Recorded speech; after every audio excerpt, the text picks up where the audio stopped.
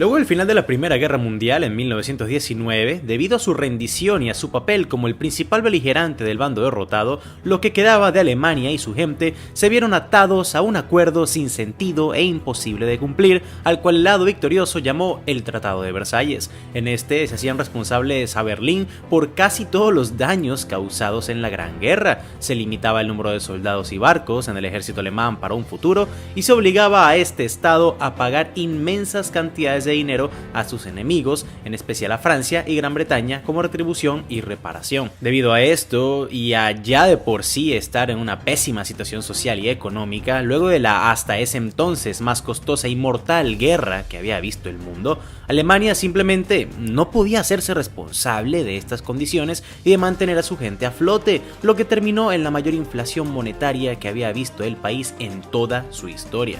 Hambre, pobreza, resentimiento y muchas tragedias más. Y con todo y esto, en inclusive menos de 20 años, dicho país, esta vez con un gobierno totalmente diferente en la forma de los nacionalsocialistas, no solo logró recuperarse de tan grave golpe, sino que pudieron rearmarse y llevar a cabo el conflicto directo más costoso en cuanto a vidas y recursos que ha existido en el planeta, la Segunda Guerra Mundial. Pero, ¿cómo? ¿Cómo en un país que en 1923 se necesitaba maletas llenas de dinero para pagar una barra de pan, en 1939 pone a todo el mundo en jaque militarmente hablando?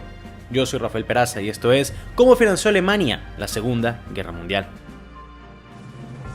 Como ya les he contado varias veces, mis amigos, cada vez que hablamos solo con el objetivo de informar y no de adoctrinar de temas de las grandes guerras, en especial aquellos donde nos centramos en los nacionalsocialistas, para no decir su prohibida abreviación, y su innombrable líder, al cual yo he bautizado como el Voldemort de YouTube, esta plataforma no solo desmonetiza estos videos en donde hablamos de ellos, sino que deja de sugerir nuestros demás trabajos del canal al tacharnos como un canal problemático, que no sigue las guías de convivencias de la página.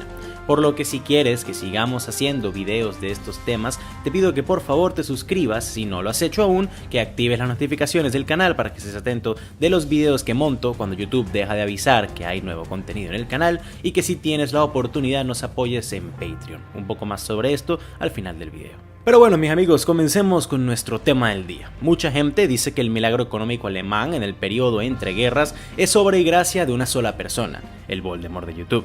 Y aunque esta persona tuvo que ver en la recuperación monetaria del país y la nueva inversión industrial del mismo, esto no se puede negar, darle todo el crédito no solo es una mentira, sino que también es irresponsable, ya que infla la imagen de alguien que hizo 100 veces más mal que bien. Para entender correctamente cómo Alemania logró tener tanto dinero a finales de la década de los 30 como para financiar una guerra en 5 continentes, hay que arrancar desde el principio. El final de la Primera Guerra Mundial también trajo consigo la terminación de la monarquía en Alemania. Luego de que el Kaiser ordenara la rendición germana, miles de civiles se tomaron a las calles de las principales ciudades del país exigiendo su abdicación. Temeroso de que las cosas se complicaran a niveles similares a lo que pasó en Rusia con el zar Nicolás y su familia, Wilhelm II de Alemania deja el trono sin apuntar ningún heredero, lo que hizo que se fundara la primera democracia constitucional en Alemania, y ese recibiera el nombre de la República de Weimar. A pesar de que fue el Kaiser quien se rindió en la guerra realmente, fue esta nueva república la que tuvo que lidiar con las consecuencias de estas acciones, entre ellas el ser obligados a firmar el humillante Tratado de Versalles. En adición a las condiciones que dijimos en la introducción de este video, Alemania tuvo también que entregar una buena parte de sus tierras y el control de cientos de fábricas y zonas industriales a empresas francesas y británicas, lo que, en otras palabras, dejaba a los germanos con una deuda gigantesca y sin casi nada con que generar el dinero para pagarla, lo que hizo que desde Berlín se comenzara a imprimir dinero a lo loco para pagar las deudas con el lado ganador de la Gran Guerra.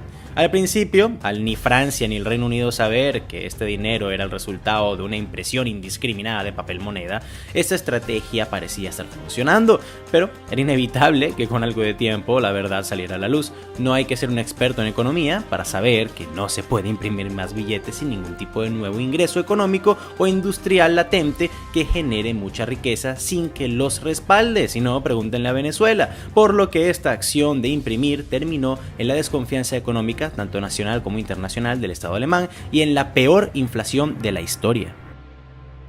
Con una crisis económica sin precedentes, con un cobrador letal como lo era Francia, y sin ninguna manera de cómo pagar, la República de Weimar no vio otra opción más que pedirle prestado al único país que tenía la suficiente estabilidad económica y un menor resentimiento hacia ellos que quedaba en el mundo, los Estados Unidos de América. En 1924, el economista estadounidense Charles G. Dawes creó un comité americano-alemán con el fin de diseñar un plan financiero que reiniciara el sector industrial alemán, pagara a corto plazo sus deudas, apaciguar a la ira francesa en cuanto al cobro de reparaciones se refería, afianzar relaciones diplomáticas entre la Alemania republicana, Estados Unidos y el resto de Europa, y le diera una muy necesaria inyección de estabilidad al gobierno germano. A esta idea se le llamó el Plan Dawes, y fue lo suficientemente eficiente como para que este señor, que recordemos era economista, se ganara el Premio Nobel de la Paz y fuese elegido como vicepresidente de los Estados Unidos un año después.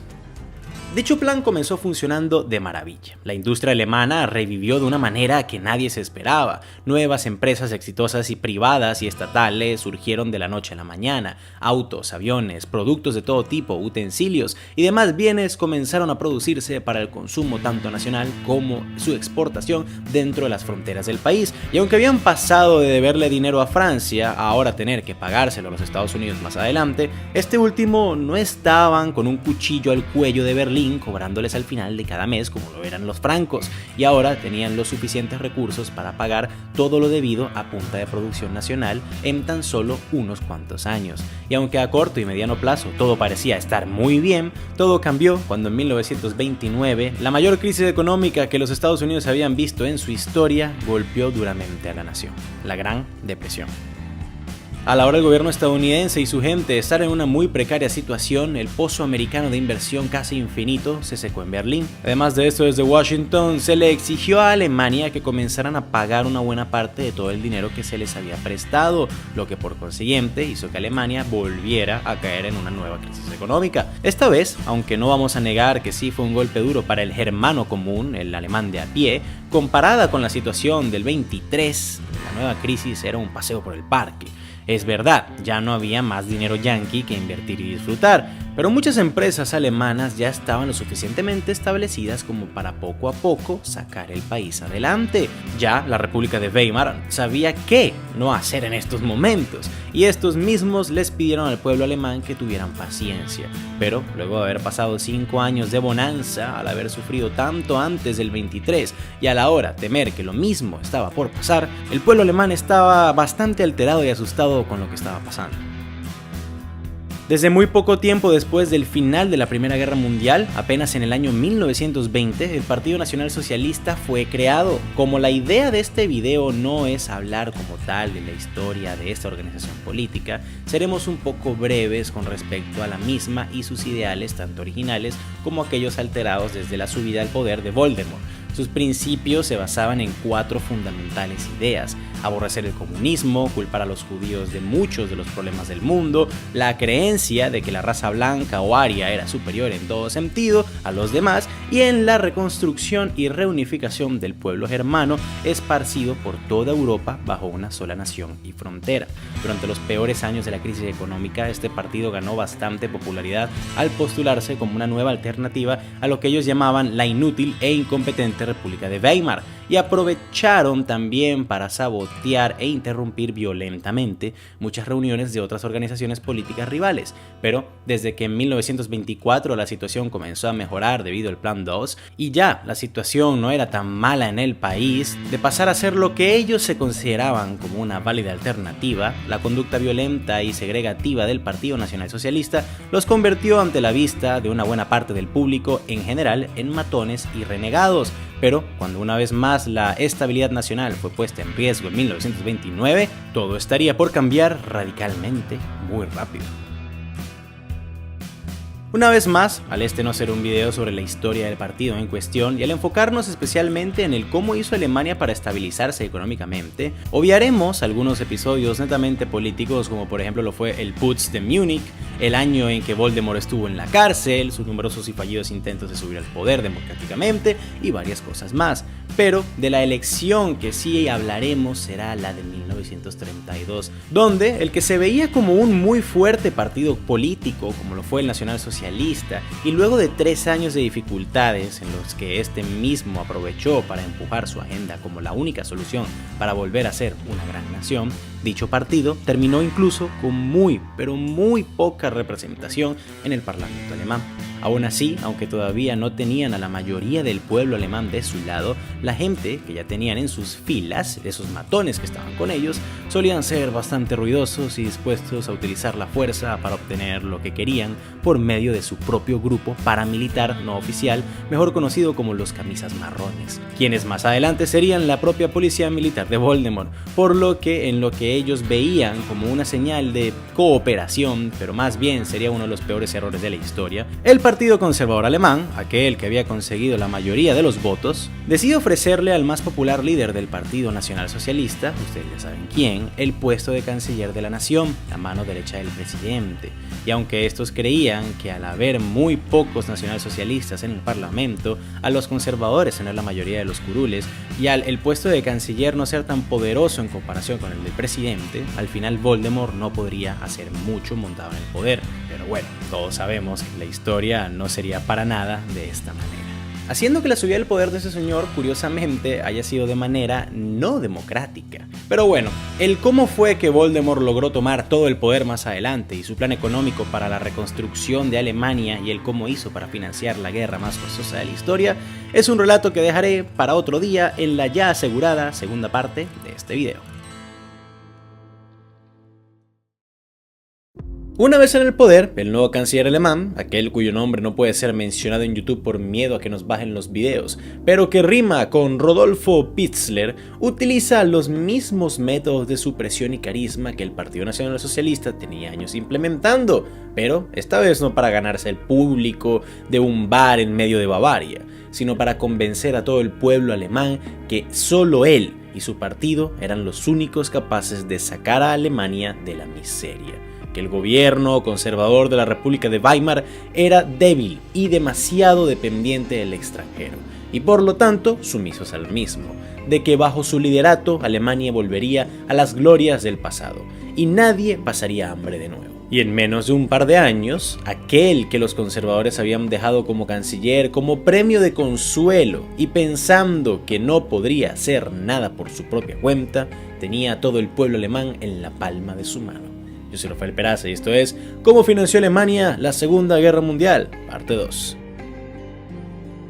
Recuerden amigos que esta es la continuación a un video anterior en el que explicamos cómo hizo Alemania para superar en parte la superinflación que sufrió luego del final de la Primera Guerra Mundial. Si no lo has visto aún, te dejo el link en la descripción de este video y en la i latina que aparece en la esquina superior derecha de tu pantalla para que tengas el contexto necesario de este trabajo. La intención de este solo es contar los hechos, concientizar y entretener. No buscamos adoctrinar a nadie. Instalado ya en la Cancillería y al haberse deshecho de casi todos los políticos conservadores y liberales que se negaban a unírseles al Partido Nacional Socialista, Voldemort y su círculo tenían enfrente de ellos la tarea más difícil que enfrentarían hasta ese momento de sus vidas: mantener el poder y cumplir con sus promesas. Sin duda alguna, los dos problemas más grandes en el país eran la inflación y el desempleo. Para el desempleo, la solución fue bastante ingeniosa, pero a la vez problemática. Luego del Tratado de Versalles, el número del ejército alemán no debía ser mayor a 800.000 efectivos. Los nacionalsocialistas vieron esto como un problema y comenzaron a enlistar en su nueva rama miliciana fuera del ejército a cientos de miles de jóvenes alemanes desempleados para convertirlos en activos militares. A su vez, se ofrecían grandes bonos financieros a toda pareja heterosexual que quisiera casarse. ¿Y por qué? Por dos motivos. El primero era tratar de aumentar la población nacional, también dando bonos por cada nuevo hijo que se tuviera. Y la segunda era que en la Alemania de mediados del siglo XX no se esperaba que una mujer casada trabajara, sino que solamente cuidara a sus hijos. Era la labor del hombre el proveer. Por lo que si volvías soldado a un joven desempleado, lo casabas con una chica y de paso lo impulsabas a que tuvieran hijos, en teoría no solo estabas asegurando una siguiente generación de alemanes trabajadores influenciados por el régimen militar, sino que también estabas sacando a dos personas del desempleo. cosa que no era así ya que solo uno trabajaba, ¿no? Pero bueno. Todo esto ayudaba a maquillar de gran manera el tema del desempleo y afianzaba una confianza, valga la redundancia, casi religiosa en el Partido Nacional Socialista. Pero aún así, había mucha gente que se oponía al mismo. Pero para ellos, Voldemort y sus amigos también tenían otra solución. La Gestapo fue el nombre que se le dio a la policía urbana secreta del nuevo gobierno alemán. Estaba conformada por gente del común, pero bajo entrenamiento del partido para que supieran identificar rápidamente a aquellos hablando mal del Estado, planeando en su contra y asociados a los que ellos llamaban los enemigos del pueblo alemán. El hecho de que cualquiera de tus vecinos pudiera ser secretamente un agente de esta policía secreta hacía que por miedo a ser arrestados, aquellos que no eran radicales pero estaban en contra del gobierno, poco a poco comenzaran a dejar de hablar y volverse mucho más sumisos. El fanatismo de esta policía era tan fuerte que jóvenes agentes terminaban entregando incluso a sus propios familiares, hijos reportando a sus padres, madres, tíos, abuelos y demás, sin dudarlo dos veces. Sin oposición y con nuevos planes económicos que al principio aparentemente estaban funcionando, Voldemort y sus amigos parecían estar asegurados en la cima, por lo menos por ahora. Pero Rafa, preguntarán algunos. Ok, contrataron a cientos de miles de desempleados y los volvieron soldados y empleados públicos. Ajá, está bien, pero ¿de dónde venía el dinero con el que se les pagaba? ¿Qué sector económico o empresa estaba pagando las facturas del partido y todas las armas y el mantener a estos militares? Pues aquí es cuando viene lo verdaderamente feo. Durante siglos, el Sacro Imperio Romano y su sucesor Alemania habían sido algo así como un refugio para cientos de miles de judíos que huían de maltratos y la ilegalidad en otros reinos y países de Europa. En el territorio germano se les permitía trabajar y vivir en relativa paz. Claramente esto mucho antes de la Segunda Guerra Mundial. Y digo relativa porque era inevitable que tuvieran que aguantar el abuso antisemita de algunas personas en donde ellos vivían. Pero en general era una vida mucho más próspera y en paz que en la mayoría del resto del continente, lo que hizo que por décadas bastantes empresas muy lucrativas de origen judío fueran creciendo y estableciéndose en todo el país. Creo que todos aquí estamos bien familiarizados con respecto a las políticas y pensamientos de odio implementados por Voldemort y el resto de los nacionalsocialistas en contra de los judíos, ¿verdad? No hace falta repetirlo, creería yo, ya que a nuestros amigos en YouTube no les gusta mucho ni siquiera reportar esa historia. Pero bueno, el punto es que con estas políticas y viendo lo prósperos que eran muchos de estas personas, todo eso terminó en que más rápido que lento, cientos de empresas judías fueron expropiadas y sus dueños mandados a guetos y luego a campos de concentración secretos y ocultos al público en general, otorgándole entonces a supuestamente el pueblo ario esas empresas por las que ellos no habían trabajado ni una hora para conseguir. Aún así, la mayoría de estos empresarios y judíos comunes seguían sin luchar contra el Estado alemán.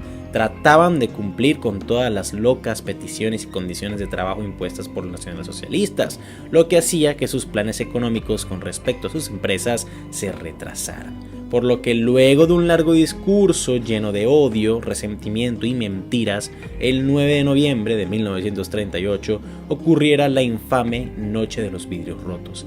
En esta, paramilitares de la SA, la misma fuerza que los nacionalsocialistas habían fundado, más civiles armados comenzaron a saquear y apoderarse de todos los negocios de origen judío mientras el Estado no hacía nada para defenderlos.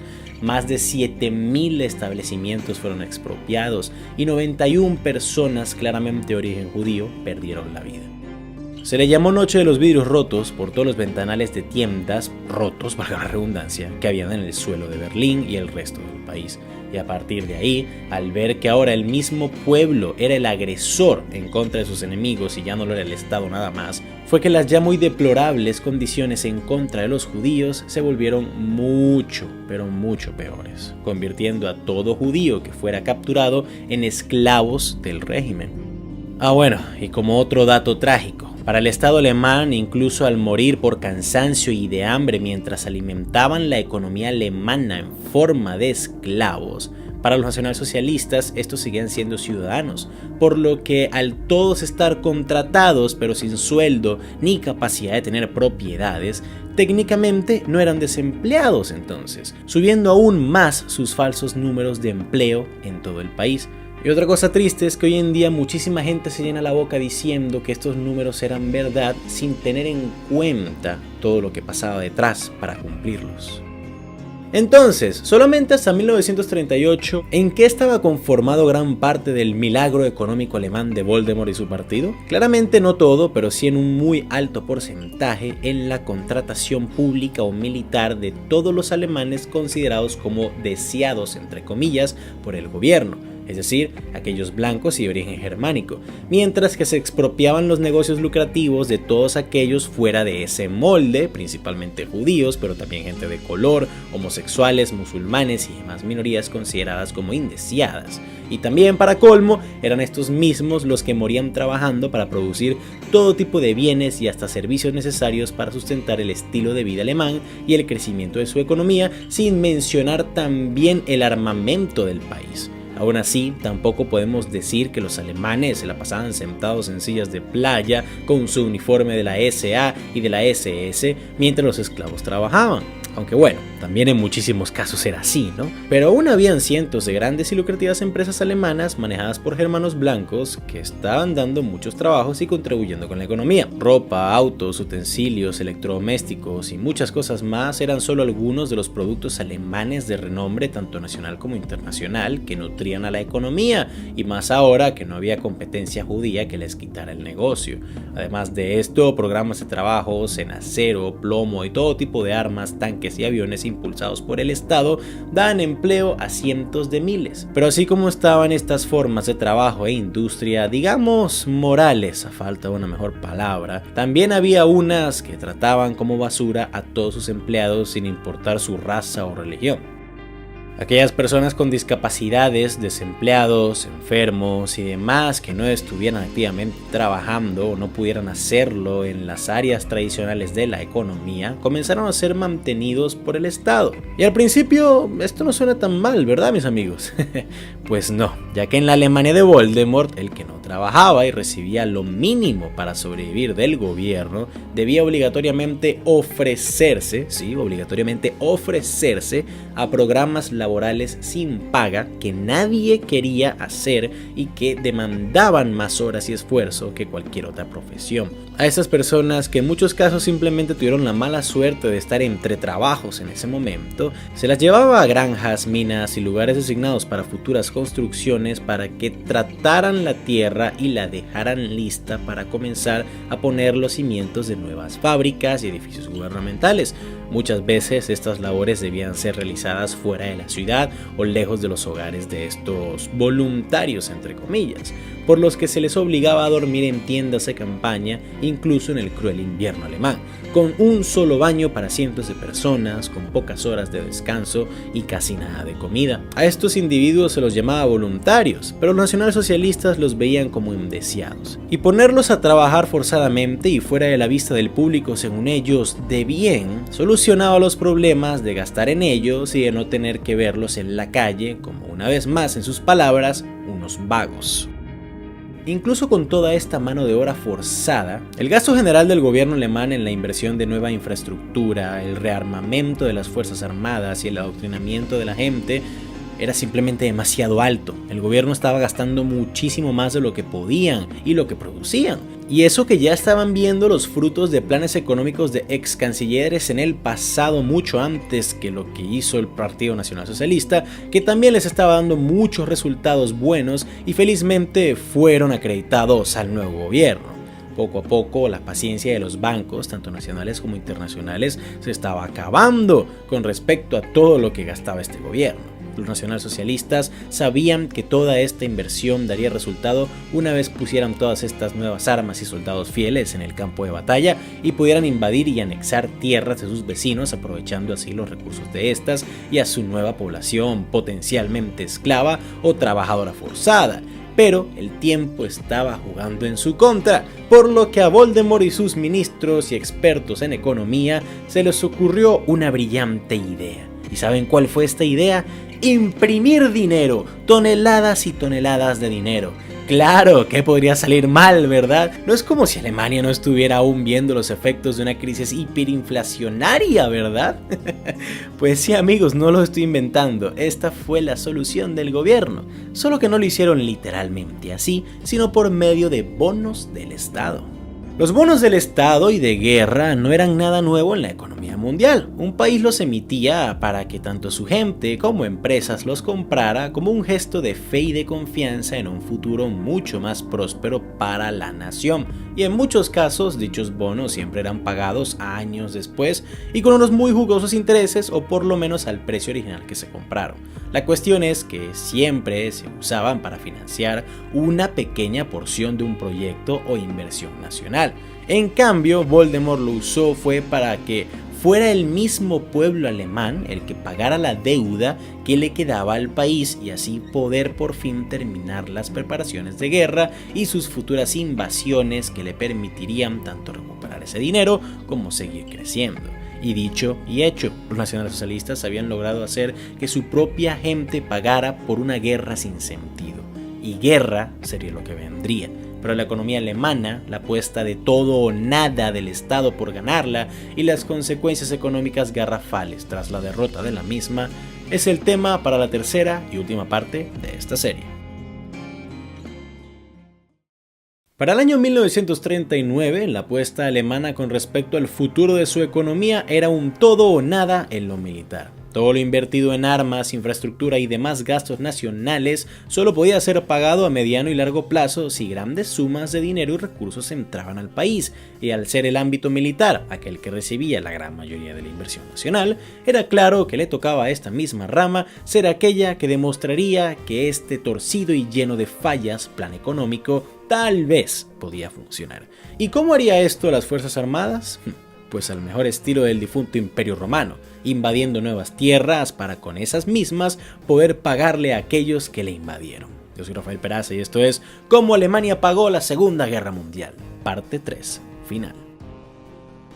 Una vez más, como siempre, les recuerdo que la intención de este video es solo educar y entretener. A pesar del tema en discusión, no buscamos adoctrinar a nadie ni empujar ningún tipo de agenda política. Solo queremos mostrar cómo fue la historia por medio de investigaciones propias. Es posible que nos equivoquemos en algún dato o aspecto, claro que sí, y por eso pido disculpas de antemano si llega a pasar. Y los invito a que lo identifiquen respetuosamente, de ser posible, en la parte de los comentarios. Teniendo en cuenta las pésimas reacciones y poca habilidad de defenderse por parte de muchos estados europeos, se podría decir tal vez que el inicio de las hostilidades alemanas en el continente a finales de la década de los 30 fueron una total sorpresa para gran parte del mundo. Pero la verdad, esto no podría ser más al contrario. Para el Partido Nacional Socialista y su líder con bigote cuyo nombre no puede ser mencionado debido a las políticas de YouTube, el buscar la anexión de naciones vecinas para formar el Lebensraum alemán, es decir, el espacio pseudo-germano que el partido aseguraba ser extensiones alemanas a la patria padre conformada por las tierras arrebatadas a la misma luego de la Primera Guerra Mundial, pero también un grupo de países donde la mayoría de su población no quería ser alemana ni mucho menos invadida a la fuerza para hacerlo, no solo era una necesidad moral o nacionalista, sino también la única salida para que su estilo de vida y economía general también sobrevivieran. Luego de las primeras campañas militares de anexión ya fueran pacíficas como lo fueron en Austria, por medio de rendiciones después de muestras de fuerza incomparables como en Dinamarca y Noruega, o con movimientos agresivos y conflictos totalmente bélicos como en Polonia y gran parte de la República Checa, casi todo el mundo entero decide o declararle la guerra a Alemania, como lo fue en el caso de Francia y el Reino Unido, o condenar sus acciones por medio de bloqueos económicos, ceses de comercio y de toda relación política como lo hizo Estados Unidos, Brasil, México, la Unión Soviética, que quería tener un pacto de no agresión con Alemania, cabe recalcar, y muchos países más. Pero esto no le importaba al partido ni a su líder, ya que su plan estaba funcionando. Sus nuevas tierras y recursos les estaban dando esas ganancias tan necesarias para mantener su economía. Y de paso, con una nueva gran población en dichos lugares, que no eran los que ellos llamaban arios, para mandar a campos de trabajo, concentración o mano de obra barata. Si vieron nuestra parte anterior de esta serie, muy seguramente se habrán dado cuenta que todos los programas económicos y de inversión que el gobierno de Voldemort estaban llevando a cabo siempre tenían algo en común. El objetivo final era el alimentar la maquinaria de guerra nacional y asegurar un futuro militar capaz de soportar las exigencias del partido. Y nunca esto fue más evidente que justamente luego del inicio de la Segunda Guerra Mundial. A pesar de que aún existía un sector privado comercial para bienes y servicios como autos, muebles, radios y hasta planes turísticos de viaje dentro del país, en cuanto a la inversión pública se refería, todo, absolutamente todo, iba destinado a la guerra de una u otra forma. La Autobahn, uno de los planes de infraestructura vial más ambiciosos del mundo, incluso todavía hoy en día, se vendió como la manera en que Alemania se podría conectar rápida y eficazmente entre ella misma de norte a sur y de este a oeste.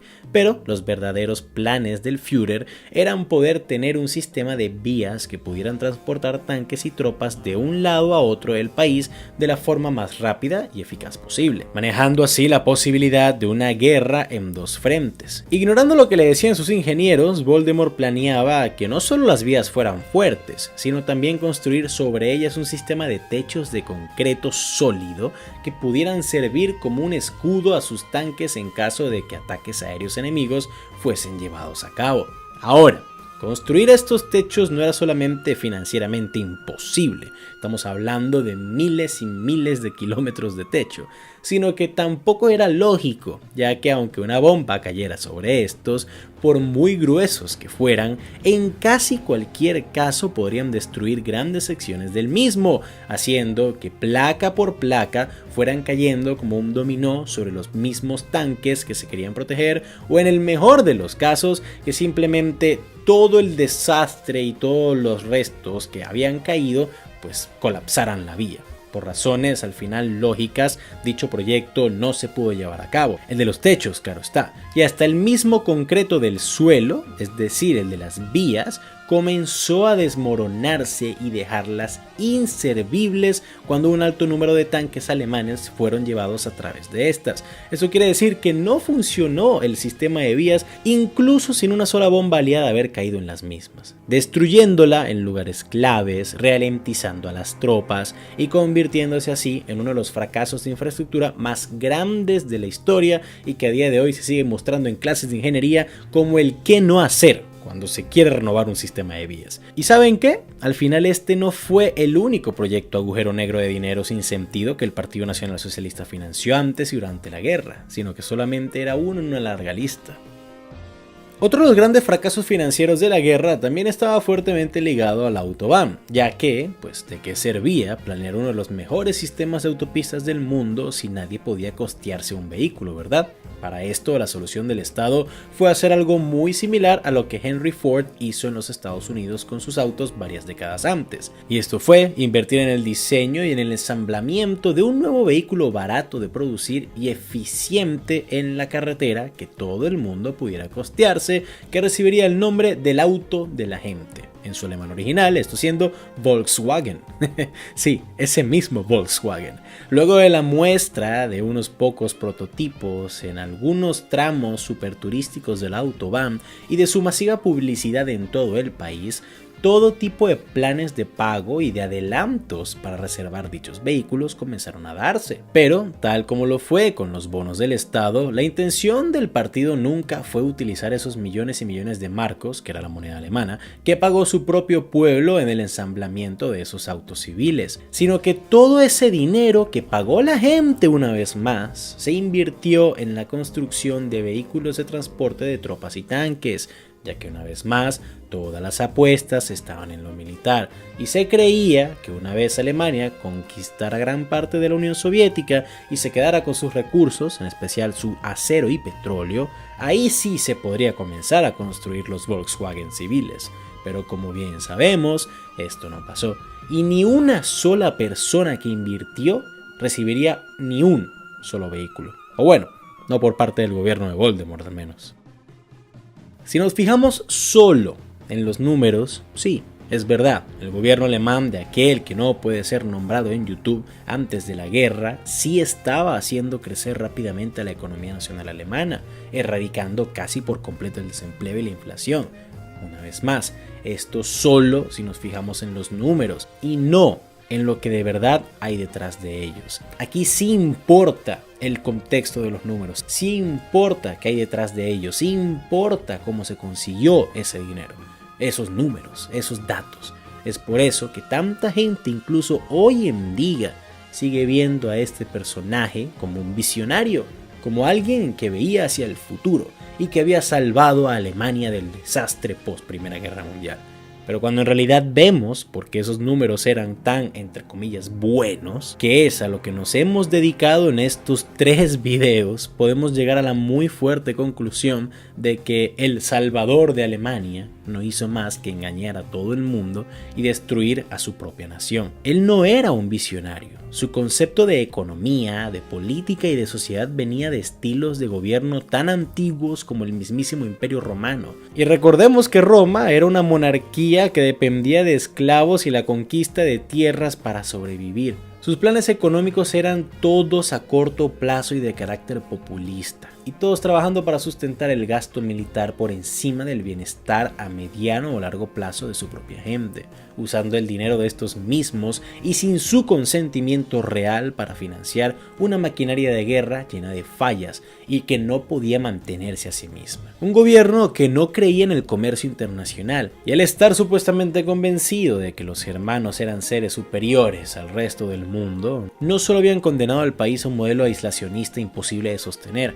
sino que lograron pudrir el cerebro de millones y millones de alemanes. Ojo, el criticar todo esto no quiere decir que estamos alabando las políticas imperialistas, el capitalismo salvaje y las de todas formas muy racistas sociedades de países que se le opusieron a Alemania, como Estados Unidos, Francia, el Reino Unido y demás.